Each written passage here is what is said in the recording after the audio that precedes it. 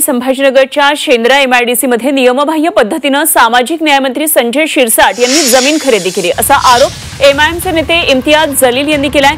या जागेवर शिरसाटांना 105 कोटींचा दारूचा कारखाना उभारायचा आहे असा आरोपही जलील यांनी केलाय।